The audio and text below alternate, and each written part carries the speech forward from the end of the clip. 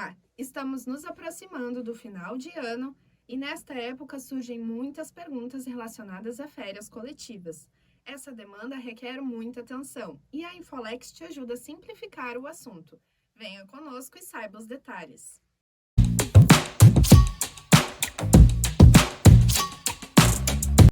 As férias coletivas são regidas a partir do artigo 139 da CLT. E ele determina que poderá haver a concessão de férias para apenas um setor ou para toda a empresa.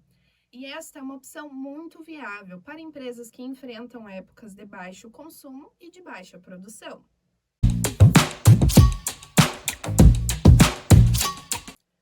Procedimentos operacionais. Como qualquer atividade do departamento pessoal, férias coletivas também demandam de muito cuidado e atenção nos procedimentos operacionais. Portanto, confira conosco quais são os processos para você registrar essas férias. Primeiramente, você precisará cuidar o prazo, que é, de forma geral, 15 dias de antecedência para realizar as comunicações. A primeira comunicação você deverá fazer para os empregados, por meio de comunicação efetiva, como quadro de aviso, por exemplo. Nesta comunicação, deverá conter a data de início e final dessas férias coletivas. Após, você precisará comunicar o sindicato representativo da categoria, seguindo o mesmo prazo. E, por fim, você precisará notificar a Secretaria do Trabalho por meio de forma eletrônica relativo ao período dessas férias, início e final também. Aqui fica um ponto importante: se a sua empresa for de micro e pequeno porte, ela estará dispensada desta comunicação. Mas não se esqueça, os empregados e o sindicato devem ser notificados de igual forma.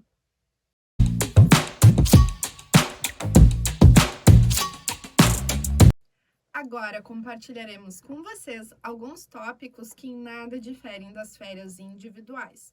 Nas férias coletivas, eles seguirão da mesma forma. O primeiro será o prazo para pagamento. As férias, 1/3 constitucional e o abono, caso haja, deverão ser pagos a este empregado em até 2 dias antes do efetivo gozo destas férias, conforme determina o artigo 145 da CLT.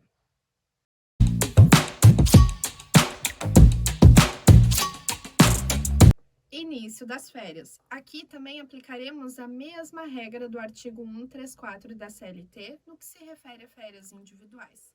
As férias coletivas não poderão coincidir com 2 dias de antecedência de feriados ou descansos semanais remunerados.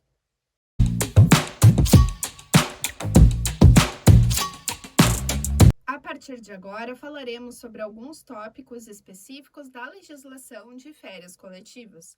E o primeiro será relacionado ao fracionamento. O artigo 139 da CLT determina que as férias coletivas não podem ocorrer mais de 2 vezes ao ano e também não podem ter período inferior de 10 dias a cada período de férias, conforme o artigo 139 da CLT.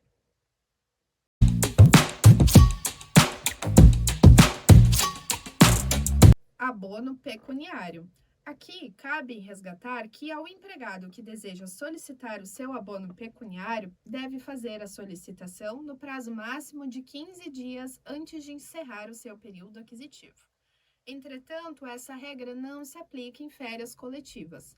O inciso 2º do artigo 143 é muito expresso e ele determina que, para que haja o abono pecuniário, precisa ocorrer um acordo coletivo entre o sindicato representativo da categoria e também entre o empregador. Então, não poderá conceder abono pecuniário sem esse processo acontecer.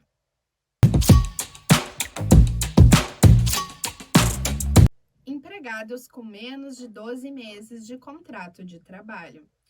Aqui é importante saber que o artigo 140 da CLT garante que para esses empregados que ainda não têm um ano completo de contrato de trabalho, deverá haver a concessão de férias proporcionais, relativas aos seus meses de direito.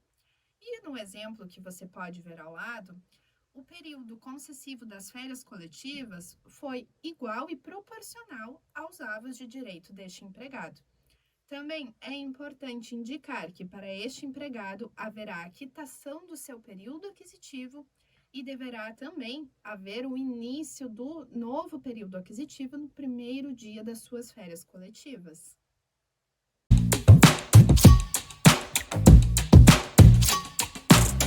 Férias proporcionais superiores às férias coletivas. Aqui neste cenário, será aquele empregado que possui direito a férias proporcionais, entretanto, esse período é maior do que as férias coletivas concedidas pelo empregador. Como você pode ver ao lado, o empregado em questão faz jus a 25 dias de férias. Entretanto, o período das férias coletivas será de apenas 15 dias. Neste caso, haverá uma diferença de 10 dias positivos, que deverão então ser concedidos para esse empregado poder gozar futuramente quando esse período aquisitivo de fato encerrar e completar seus 12 meses.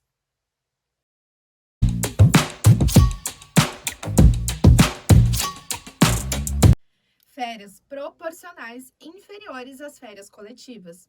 Esse cenário acontece com muita frequência dentro das empresas e também gera muitas dúvidas na mesma medida.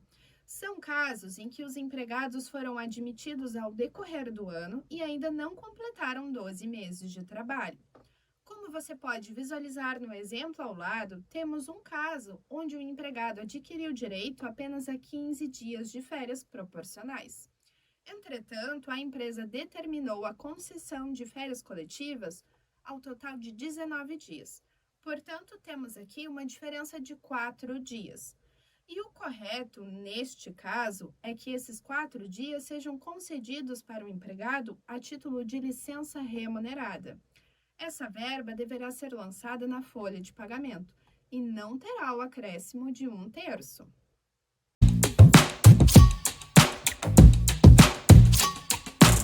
Empregados com mais de 12 meses de contrato de trabalho. Para esses empregados, as férias coletivas que forem concedidas serão consideradas como antecipação de férias, ou, se elas forem de 30 dias, darão plena quitação a esse período aquisitivo que ainda está em andamento. Obrigada por acompanhar este conteúdo tão importante conosco. Em breve voltaremos com mais vídeos relacionados a assuntos importantes na área trabalhista e também previdenciária. O nosso muito obrigada!